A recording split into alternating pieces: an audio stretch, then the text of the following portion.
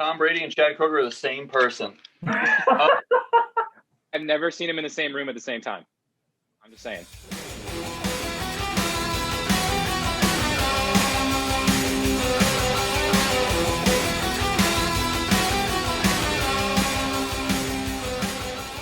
What's up, world? Welcome to the first ever Deadcast, official podcast of the Deadlights band, the coolest band that you have never heard of until right this very moment.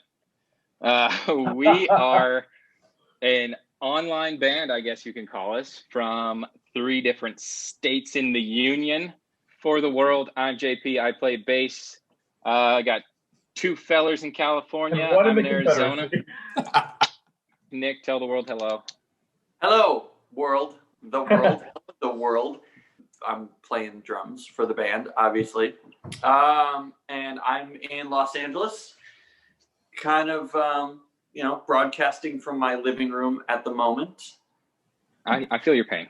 I would have just stayed at my studio, but I was hungry, so I needed to come home. That's exactly how you know he's a successful musician, because he can afford a studio and food on the same day. Are you a musician? All right, Justin, whichever direction you are from me, take her away. Hello. I'm Justin. I do the words and some of the strings in the band. I am in LA, but I'm from where Alex is right now, in Madison. And in a couple weeks, I'll be back there again. And there's probably going to be some random idiocy that we post and record when I'm back there. So there you go. Perfect. Leading us into the final member on the lead stringers, Alex. Hi, that's me. My name is Alex, and I'm playing guitar in the band, sometimes maybe singing.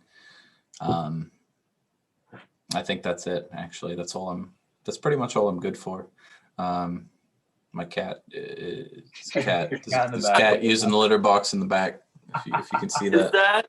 Okay. Yeah. So,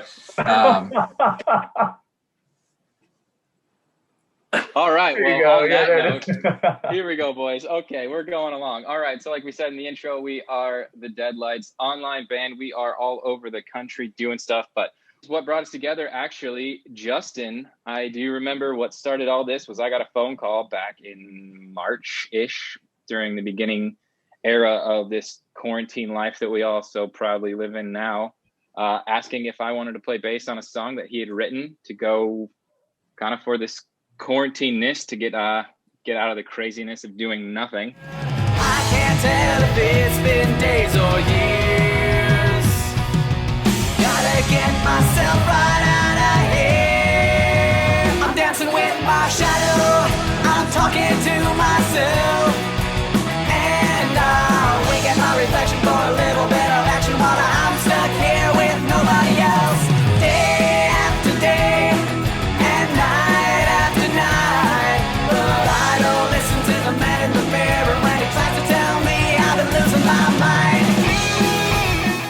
Throw it over to you, Justin. What made you write the song? What made you come up with the idea? How did we get this all started? The song itself was something that was just a goofy, dumb idea. Ended up being a lot of fun because I really had a blast playing with all these really cool musicians. That was a lot of fun. We had people in New York, Ohio, North Carolina, Wisconsin, Arizona, California, people all over the place. And it was really neat to just put that thing together and just see what people were doing. I thought it sounded good. It was a lot of fun. And then just afterward, it was, I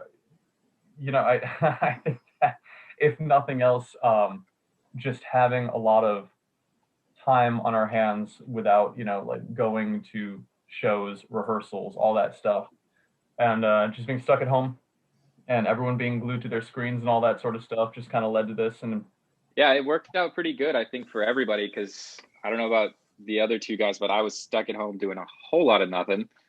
And all the bars shut down, couldn't play. The band I was playing with at the time, the guitar player moved to California. So we were on a kind of a ultimate hiatus. And then this came through, and it was fun just to get something together, and it worked out. We actually did it pretty quickly. I was pretty impressed with everybody that got it done as fast as we did. And, everybody shot their own little video and sent it in. Alex, you want to talk about what we did after that? What have we put out? What have we done? Like since then, yeah. I mean, the original song "Dancing with My Shadow" was kind of a proof of concept to see like what we could achieve remotely, and we were like, okay, so like let's expand this idea. Let's see how far we can take it, right? Like, could we do a full album remotely? Like, how much can we, promote this while everybody's stuck at home and things like that. So far, we've released one song. My love is a vampire. My love loves the dark. My love loves the love who loves the bright more than the dark. That one's out. My Love is a Vampire. We have something coming the plan is every month, right? Until original every month out. Well then, so we're currently wrapping up 2 songs. One is going to be the next original song off the album called Sybaritic. We've got a fun music video that's going to be coming out sometime in the next month or so for that. So keep your eyes out for that. And then the other thing we're working on, so at least 2.5 of us in the band are big AC/DC fans. AC/DC just dropped, their first album in a while, and it sounds just like you'd expect it to sound. So we're going to be putting out a cover of one of the songs off that album called Demon Fire. Like a devil on a jet line, gonna send you down. Demon fire, so you deserve. Demon fire, flames burn high. Yeah, so that's cool, man. Yeah, that's what we got out. We have 2 songs out technically, if you count the quarantine song. There's a video for that. We just started a YouTube channel. Justin, correct me if I'm wrong. It's under the Deadlights band. I think everything's under that. Instagram, Facebook, YouTube. All right, so we're gonna start a segment here that is the end of the podcast. We're gonna end everyone with some type of question, comment, or something that brings us into a musical conversation.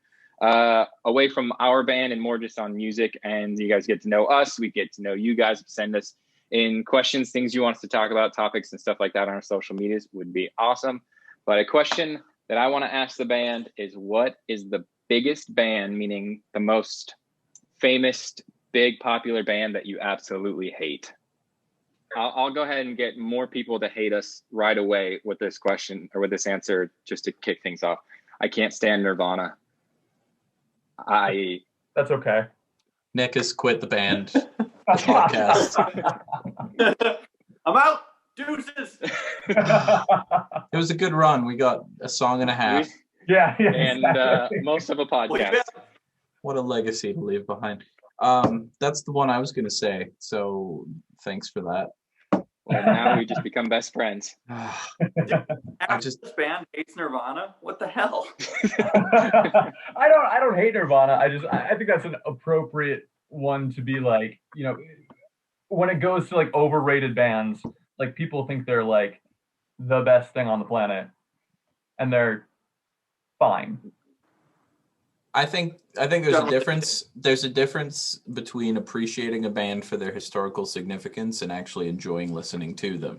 I appreciate Nirvana for their place in the pantheon of different bands. I don't enjoy listening to them at all, and I've gotten a lot of flack for that over the years. Yeah. I agree with you on the historical significance and appreciation side of things, because for many, many, many years of my life, like I just couldn't do Rush. I couldn't do it. That's fair. But I appreciated what they did for music. I appreciated what Neil did for drummers specifically. But that was also what turned me off in the first place, was like when I was a kid, everyone's like, oh, you're a drummer, you must like X, Y, and Z. And I was like, it's YYZ. Yeah. Well, but they're Canadian, so they say YYZ. Right. Yeah, there you go. That's not what I was getting at, but it was like they would name drop all these drummers. Like, you have to like Bonham and you have to like Neil Peart and you have to Mike Portnoy. And as a kid, I was like, no, none of that, please. I don't need any of that. Well, all right. So band that I can go back to your original question of like popular big band that I just can't stand. Mm-hmm. Def Leppard. Oh, dude, what has 9 arms and sucks? Yeah. Oh my god. All right, so I think I got my answer. Radiohead. Agreed. Not a fan. They're very talented. Can't get into them. Same. I agree with that. I've never been into them either at all. Yeah. Alex, is this the band that changed your life? Because 3 of us agree, and we've yet to hit a 4 for 4. I don't think I feel as strongly about it as the rest of you do. I certainly don't evangelize Radiohead as like the next coming of musical Jesus, like some people do, but I don't think they're bad either. I'm like, oh, Radiohead, they make interesting music sometimes. And that's it. I don't have strong feelings. That's the tagline on all their albums. It's Radiohead. They make interesting music sometimes. I that's really how I feel about them. I'm like, sometimes I'm like, oh, that's pretty cool. And other times I'm like, that's self-indulgent nonsense. And it just, it's fine. Most bands are like that. There's a band. And that's our tagline. Yeah. Here's our podcast. It's fine. That's fine. It's fine. It's fine. It exists. That's all right. It's also here. Yeah. No. The other one I was going to say, I feel is overrated, and this is going to cut right to Alex's core. I think Green Day is a little overrated, my friend. By who? Who's overrating Green Day? Everybody shits on Green Day 24/7. I disagree. I don't. Not that they can't be criticized, just that I don't think they're overrated, because I feel like most people are either like, oh, they were good like back in the 90s, or are actively shitting on them. Like, so they're accurately rated, is what you're saying. I think they're accurately rated, yeah. Gotcha. That's one of my favorite bands. So. Yeah, there you go. Another band that like was huge at the beginning of their career, huge in the middle of their career, and then made a Broadway musical. You know what I mean? Like every 10 to 20 years, Green Day all of a sudden just takes over for a little while again. And like that's true. Done that. Usually they peak and then that's it. And like Green Day's had multiple peaks. Yeah, they've had like 3 comebacks. It's pretty impressive. But well, Alex, you asked who is overrating them. I think we have our answers here. It's you two. It's me and Nick. Oh God, the call's coming from inside the house.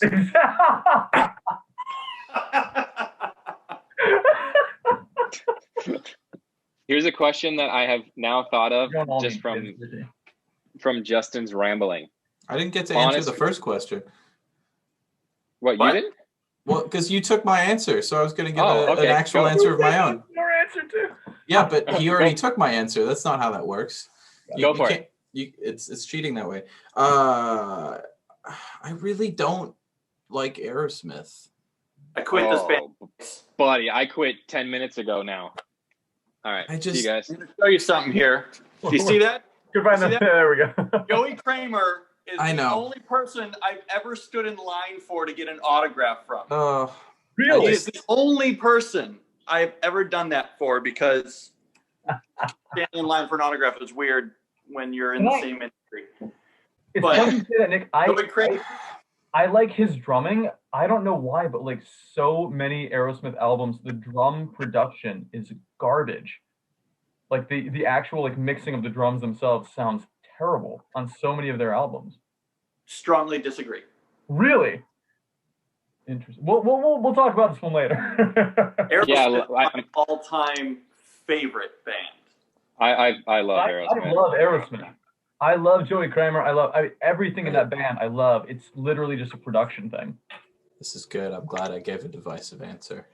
What band does the cat hate? Pink Floyd.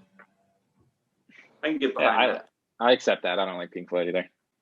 I was trying to decide between Pink Floyd and Aerosmith because I feel like I like Pink Floyd enough. I don't get when everybody is like they're the best band to have ever walked the earth, man, and I'm like Acid is great, I know, but like it's not. They're not the best band ever. Like, Okay, who's the best American rock band ever then? Aerosmith. Agreed. wrong. Agreed. That's why I asked him that. So wrong. Like, Are you gonna say Green Day?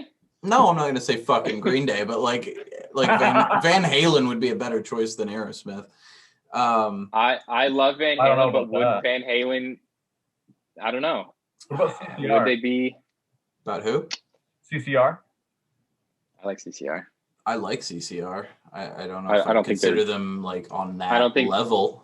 But Really? John Fogerty is on the Steven Tyler level, but Having seen both live, Yeah. Steven Tyler's better. John Fogerty's pretty damn good live. He's excellent live. He's nobody's saying he's bad. Nick said he hates him and that he's garbage. So You said there was going to be another question. Do we dare? Do we dare get even more divisive and controversial? Yeah, on Let's this do one. it. So if that gets too convoluted to cut, then we'll try to have a cohesive conversation about. I'm going to this. just cut And out this the is- whole part where I said I didn't like Aerosmith because that's not going to Yeah. give me any friends. I would, yeah. Here's a more divisive question. Is a hot dog a sandwich? That's All right, go ahead, JP. that's an age-old question.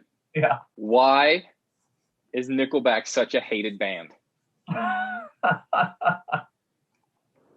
can answer that. I'm ready. They're the Canadian New England Patriots. It's not that they're completely hated by everybody because they've sold millions, right? They've sold millions of records. When they come to your town and they play, they're playing the biggest venue and it's gonna be sold out, right? They just have a very selective fan base. And if you are not a part of that fan base, you are a part of everybody else that just hates them. So it's like the Patriots. Man, you talk to a Patriots fan and they're going to just like, they are so diehard. I used to have a roommate years ago, this huge Pats fan, and I just like walk through the living room on game day and be like, Tom Brady sucks. And his whole demeanor, like it was almost like I just like ran over his dog or something like that. Like he would be visibly upset all day. That's Nickelback, man. That's Nickelback. Everyone loves to hate on them, but like, it's because they're so successful. Everyone hates the Patriots because they won 1 billion Super Bowls and they're not your team. They're somebody else's team. Well, Nickelback, had a record that went diamond. That is spot on. That was an incredible answer. Alex, where do you weigh in on this Nickelback dilemma? Do you hate them? I don't hate. I only hate a few things. Aerosmith is one of them. I don't hate Aerosmith. I guess I just think they're astoundingly not deserving of the status that they hold. But anyway, let's not. Who in Aerosmith hurt you? It's something I'm working on privately in therapy, and that's my Alex journey. was mad because he looked like a lady one time, and then he thought they wrote that about him. So I he was did. offended. Oh, that wasn't about you, man. That's a big misunderstanding. It wasn't about you. That was about that wasn't about you. No, I think it is, because remember in the beginning it goes, Alex, dude.